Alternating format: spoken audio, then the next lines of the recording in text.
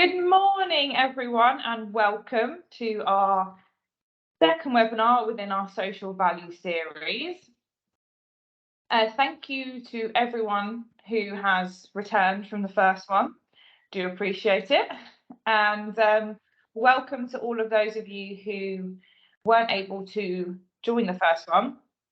The link to the first one is in this webinar. So if you haven't had a chance to watch it, it's online, so we'll be able to send you that link so you can watch it at a later date. For those of you who either didn't last time or are new, please do connect with myself or Paula on LinkedIn. We do really appreciate it.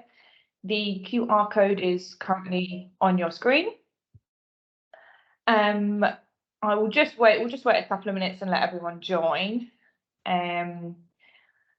As like last time, people's calls run over. You've gone to grab that coffee. But at the start of this webinar, Paula will do a really short recap on the last one, just in case you missed it. Or for those who did attend, we will refresh your brains. As with all this heat, I'm surprised anyone can remember anything from a couple of days ago, let alone, when was it? What, a week and a half ago?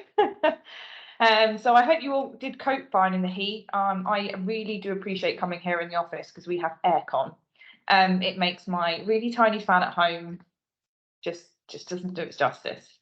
Although saying that, we have had so much rain here this morning in Northamptonshire. I don't know about you guys and where you are, but my plants have been very much watered this morning. So yeah, thanks again for those of you who I've spoke to since the last webinar and gave sort of some feedback and have given us some questions. Really do appreciate it. So I will just go on to housekeeping and we'll just get this going straight away. So just a reminder that cameras and microphones are off, and it is being recorded. So again, any of you that aren't able to attend, well, you won't hear this because you're not able to attend, but it will be available to view, or if you've got any colleagues that are unable to make it, you can send it to them. We did have an issue last time with the Q&A, so we have got the chat on today. So if you have any questions throughout, please pop them in the chat. We will try and answer them at the end if we can, if we have enough time. If we don't, we will send everyone out an email with the answers to all their questions. There is also a feedback form at the end, so thank you to those who filled it in last time. And if anyone gets a chance to fill it in, we would much appreciate it. It really does help us going forward with webinars.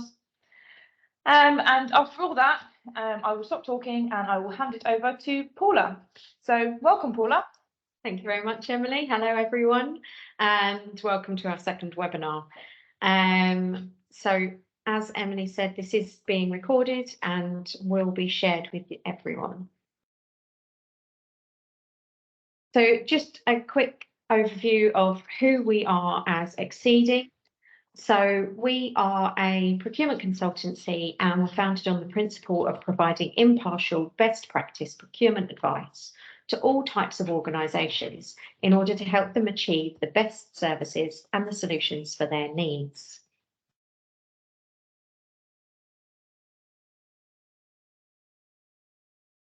So just a quick recap on the previous webinar. So what is social value? Social value is about creating long-term positive changes to communities that are measurable. Examples could be employing apprentices, awarding to local contractors or subcontractors, providing training and or mentoring to employees or the local population, assisting in working towards or achieving net zero, and the well-being of staff.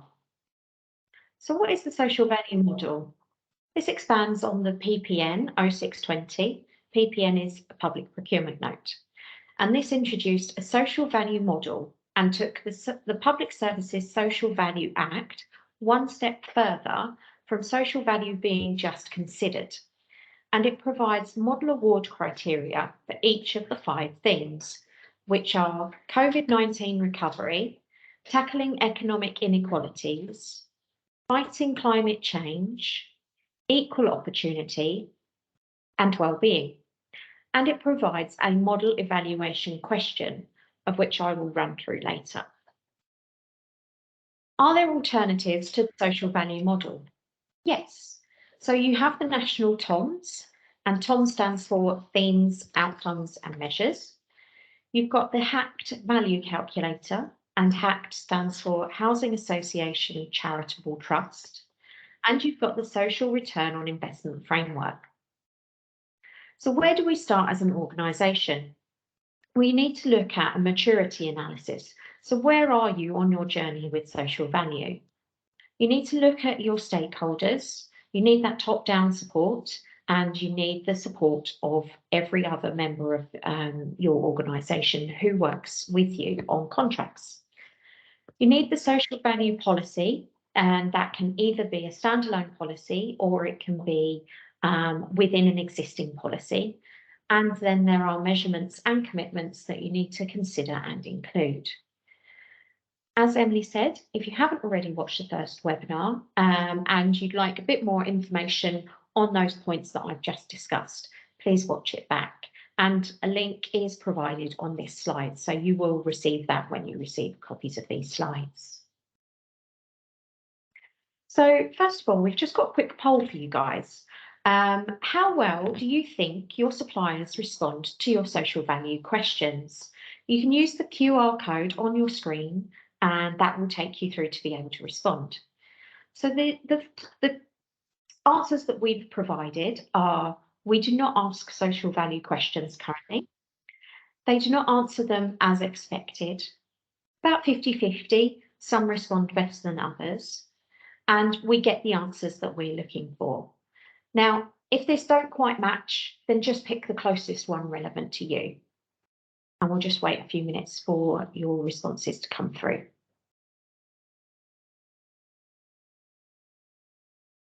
Right now, I can see the vast majority of you are in that 50-50. Some respond better than others.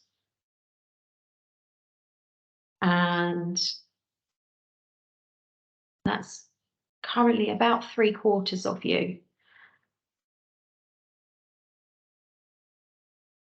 So about equal, on about 4%. We do not ask social value questions and we get the answers that we're looking for.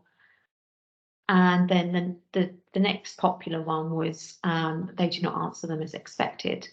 So this is really something that we see a lot. That sort of that 50-50, some respond better than others. And quite often you probably find that is the larger organisations that will provide better responses than your sort of local or smaller SMEs.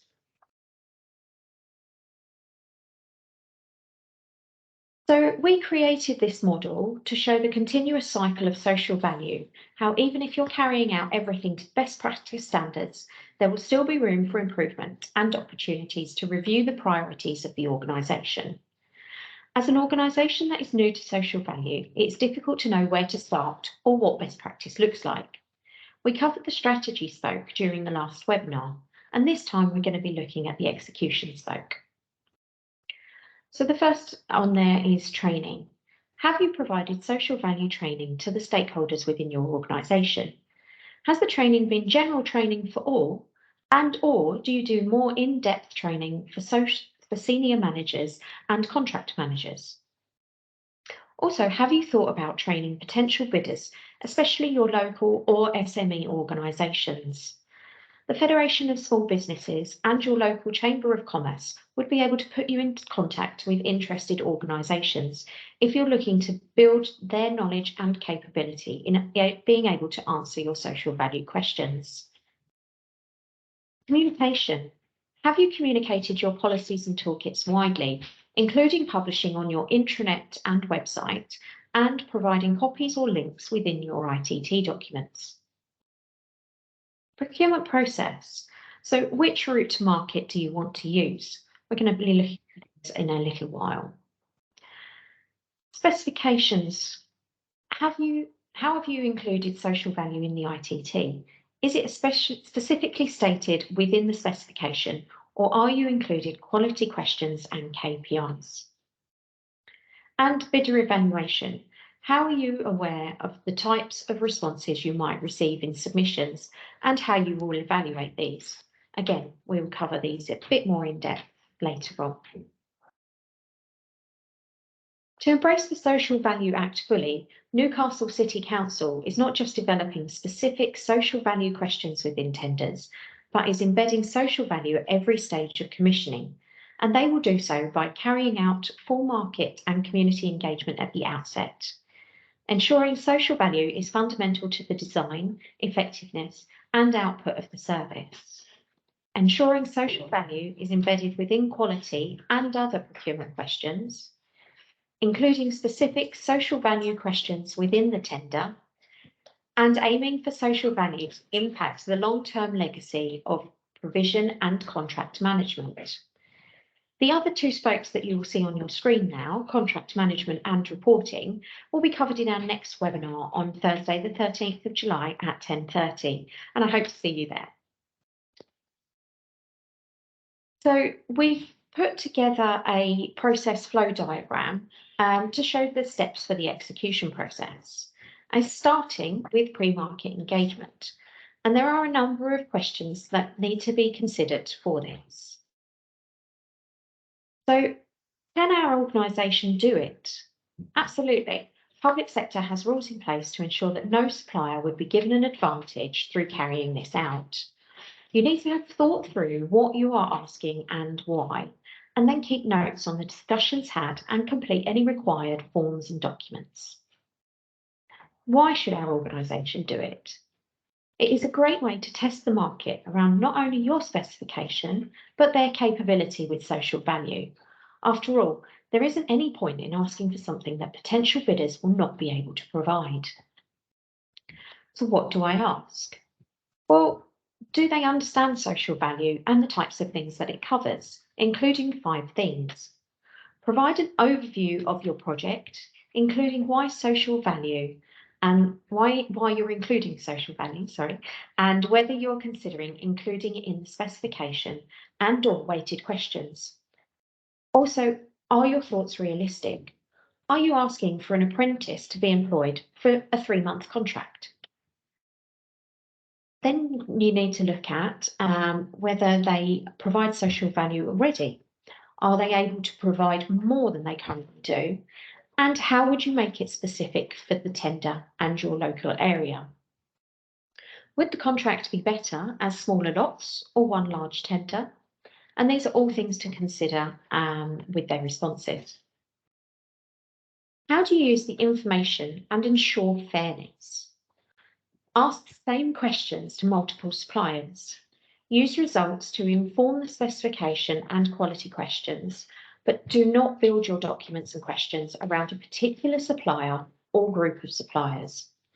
Ensure a good mix of suppliers are contacted, either through putting out a PIN notice, which is a prior information notice, with a questionnaire attached, or by contacting local suppliers and SMEs, as well as the larger suppliers and your incumbents. Stakeholder engagement. So a few things to look at here. Policy. Has there been an organisational social value policy created and approved? Training. Have training sessions been held for stakeholders? And do they understand why social value is included in contracts and can they see the value of it? Have that open discussion on pre-market engagement. What were the outcomes? What social value were suppliers able to offer? And are there any further questions to ask that may help pull out more information? ITT quality questions. Consider what questions to include. Do you want a single question or multiple questions? Do you want it in your SQ or in the ITT? Weightings. Do you want to use that minimum 10% or do you want to go higher?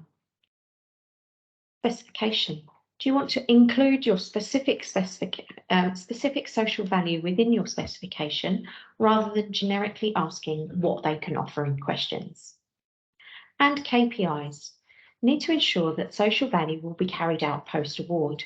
Contract management and reporting will ensure this and is going to be covered at our next webinar. And you can then repeat these last 2 steps, your pre-market engagement and your stakeholder engagement, as needed until you've got all of the information. Routes to market. So you've got a number of routes to market. You have frameworks. So is it still possible to include social value within if you're using a framework agreement? Absolutely, especially if it's included within the original contract award criteria. Although questions and weightings are already determined, consider if these meet your needs, and then you can amend if allowed for in the call-off process, and you can make those questions more specific for your contract. Discuss during any pre-market engagement with the framework suppliers your wish to align the social value offer to the key priority areas of your organisation or the contract requirement.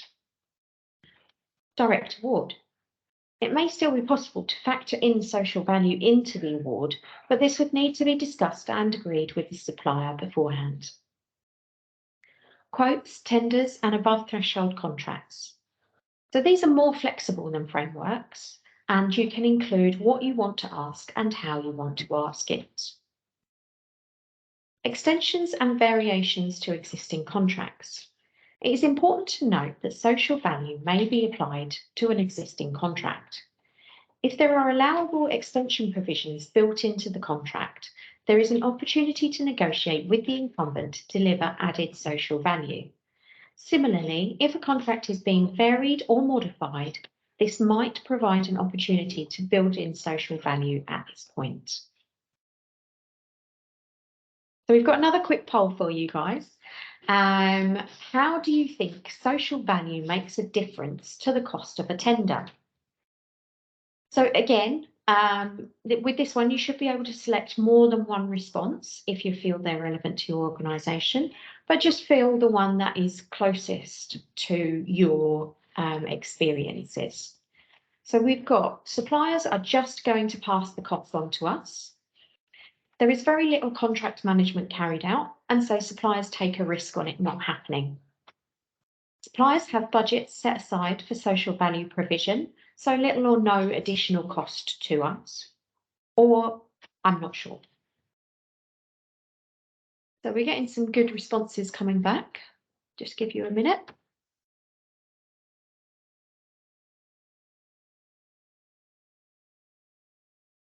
Okay, the largest percentage it's looking like at the moment, with about 2/3 of you saying that suppliers are just going to pass the cost on to us. Then there is very little contract management carried out, and that's at just under half of you. About 17% of you are saying that budgets are set aside, so little or no cost to us. And about 5% of you are saying you're not quite sure. So this doesn't surprise me at all in that. And I will look at these in just a second. So social value in quality questions should be a minimum weighting of 10% or higher. So how will this make a difference to the price of the winning bidder? We've all seen tenders where the evaluation is close. Therefore, the higher the weighting on social value, the more potential this has to influence the outcome. With that previous poll, all of those answers are correct in a way. Yes, some suppliers will pass on the cost of anything that they deem to be expensive or outside of the norm to provide. And this is where your pre-market engagement can help to prevent this. Yes, some suppliers will understand that contract management is often not carried out, and so will rely on this to not have to provide the social value promised. Some suppliers, especially large or national organisations, do have budgets set aside for social value, and so any additional costs they would take out of that pot. And it's true, we can't be 100% sure unless you're asking for them to price two options, one with and one without social value. But by default, social value should not increase your costs. There may be circumstances where costs can increase, but if that's the case, it should already be mentioned as part of your specification and not be as a hidden cost. An example of this would be local councils. They tend to focus on social value through pushing out new jobs to be created as part of the contract. and consequently understand that there is a cost attached to that. When would you go above 10%? A higher weighting percentage won't necessarily generate more social value. And for some organisations, there are concerns around a higher social value weighting taking away from the ability to assess whether a supplier is able to carry out the requirement. Although alternatively, when using a lower value, it could be that a supplier decides to include little or no social value and then relies on a very keen price and/or their scores on other quality questions to win the contract. For this potential scenario, where commissioning, procurement leads and stakeholders consider that the contract can have a significant impact on social value provision, specific actions and targets should be included within the specification and/or KPIs, and the submissions assessed on a pass-fail basis when evaluating a supplier's proposal. Alternatively, you can also have a minimum scoring threshold for that particular question, rather than just having an overall minimum score, plus then actually carrying out the contract management and reporting. This needs to be determined either at an organisation level for all social value requirements or for each procurement exercise as a standalone. Some examples. The Peabody Trust now apply a 20% social value weighting to its scoring criteria after completing a successful trial. This included a series of pioneering initiatives with construction companies that saw their social value weighting increased from the previous 2 to 7% that they used. These included a 10-year contract, which provided more than 20,000 books to families in Hackney, Waltham Forest and Thamesmead as part of a programme to encourage under fives to read every day. Whilst last year, in 2022, Peabody helped nearly 200 people access opportunities to train and work in construction through information sessions and traineeship programmes with 4 of their partner suppliers. So how do you make your quality question more than just a tick box answer? Social value is not about added or additional value, but about making it part of every aspect of design and delivery. A good example of this is Circle Housing in London, which has involved residents in the development of their repairs and maintenance service, saving them more than £120 million. Their Enabling Enterprise programme, which supports the development of local and social supply chains, will generate 500 apprenticeships and 166 volunteering opportunities over the next decade. So what are organisation priorities? Have you determined these from the outset, and have you aligned your questions to the priorities and/or the tender requirement? What are the priorities of your local area? Are these reviewed regularly and then the themes and questions amended to match these if required? Organisations which really achieve social value are clear on the difference that they want to make locally, and their leaders then articulate that vision. Kirklees Metropolitan Borough Council, for example, has developed a policy based on values that informs their whole approach to commissioning. This is supported with toolkits, including checklists, which is then used by its procurement professionals. Positive results have already been seen, and they've got lots of local employment and training opportunities created for the construction of Huddersfield Sports Centre. What is possible within the scope of the specification? Pre-market engagement can help to determine this.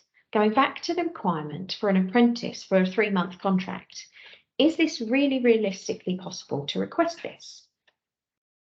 Contract management and reporting. Even if you get all of the above correct, unless you check that the supplier is carrying out the social value stated in their submission and within the timeframes specified, producing their required reports, this will just be a tick box exercise. Join us for the next webinar, How to Capture Social Value at Contract Award and Ensure Measurable Delivery, on Thursday the 13th of July to look into this further. The ITT questions. So you need to consider whether you want to include it in the SQ, in which case your questions need to be backwards looking, and or do you place it in your ITT or tender, which is going to be a forward looking question. So ensure that they are the right type of question for the area that you're placing them in. A stop question, like the social value model, which we're going to talk about in a few minutes, or a tailored question to meet your style and cover more than one theme potentially. Which would you rather have? How many questions to ask? Do you want to just ask a single question, or do you want to cover multiple questions? And then we've got qualitative questions, which are descriptive, open-ended, such as why, how, or what, and quantitative questions, which are numbers-based, so are countable or measurable. We've included 2 examples of these on this slide for you. Writing a good social value quality criteria question is a skill. Choose an evaluation team who have some understanding of and experience with social value. Do you provide the training needed, or do you have a specialist team within your organisation who will evaluate all social value responses? Suppliers will respond better if your questions are clear, interesting, relevant, and challenging. Try to keep them as simple as possible to make evaluation straightforward. Only use multi-part questions or sub-questions when you really need to. You can ask as many questions as you want or need, but fewer is better. The most effective ITT social value questions are written in plain English and forward-looking and have a clear link to the specification and subject matter of the contract. They ask a supplier what they will or would specifically do over the life of the contract, rather than what their policies and historical activities are. Social value should always be evaluated for quality and value, which is your qualitative and quantitative, and not just based on quantity.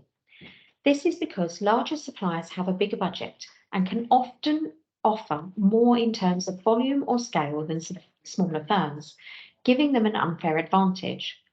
For example, a large multinational company may donate a sum of money to support a local environmental project, whereas a smaller local company may partner with other organisations in the area to create employment opportunities, community spirit, and other longer-lasting social benefits. Or you could ask bidders to think about what they could do for the wider community, such as training in schools, donating old equipment, or providing free Wi-Fi. That's an example from an IT contract. So, social value model provides a model question. Using a maximum of so many characters, please describe the commitment your organisation will make to ensure that opportunities under the contract deliver the policy outcome and model award criteria. Please include. So then it asks for them to provide a method statement, a timed project plan, and asks for a number of things to be included within that timed plan. As discussed at our previous webinar, this is a generic question that can then be used across all 5 themes. I have some examples from Oldham Council. So an example that they've provided is for their bulky household waste. So their question was to describe your proposal to assist in the council's vision for employing local people within the contract. In particular, you should describe your proposals for, and then it lists a number of points there. And then it also asks, what environmental initiatives do you propose to undertake over the length of the contract that will minimise the environmental impact of the operation? As you can see, this is a large question with a number of areas to cover. A different example that they used within their design and build leisure contract was a question that said, Oldham Council proposes to set ambitious targets for local spend within a 10 and 20 mile radius. What would your approach to local economic benefit be in terms of local supply chain and apprenticeships or training opportunities? As you can see, that's a much shorter and simpler question and will be much more easily understood and better responses provided by suppliers. So looking at evaluations, how to evaluate when you don't know what you're looking for in the response. Organisation priorities and those linked to the tender must be effectively communicated to those who will be carrying out the evaluation. If required, additional training on social value and 5 themes, paying close attention to the particular theme or themes that you've chosen for your requirement.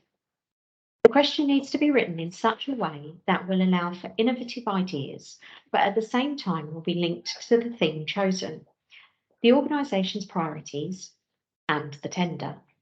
During stakeholder engagement, anyone evaluating can input into the type of question asked and the way that it is worded. This will take into account the discussions at pre-market engagement of what the suppliers are able to offer and why.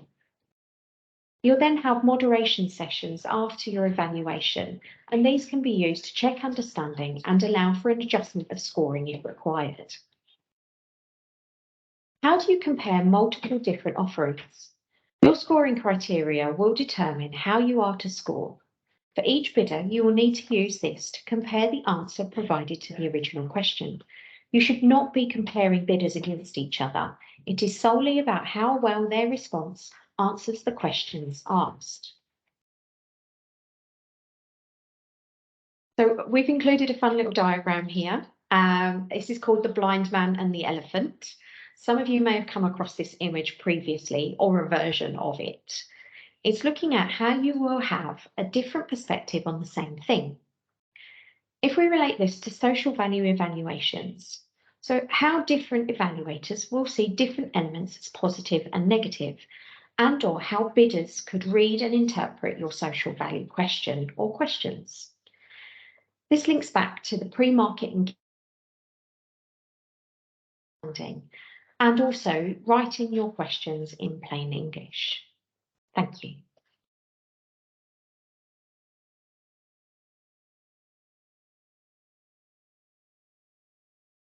Well, thank you, everyone. And thank you, Paula. That was really great. I want to thank everyone for sending in questions. We've actually had quite a few, which is great. We are really running short on time. I don't want anyone to sort of run late for their next sort of appointments. So we'll just try and answer one, maybe two if we can. So Paula, during pre-market engagement, can we be as clear as asking for feedback from the suppliers on the themes and outcomes that we have identified as relevant for our tenders?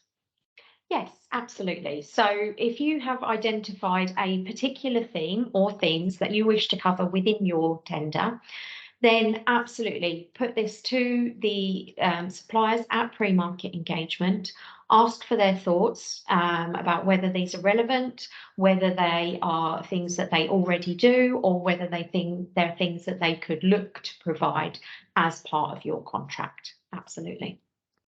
And also, can we also ask them what social value they think they can bring? Yes, absolutely. And this can help you if you're not quite sure what to ask for. If you want to ask for something specific within your contract, then this can definitely help you to inform what you're looking for and what suppliers are able to provide.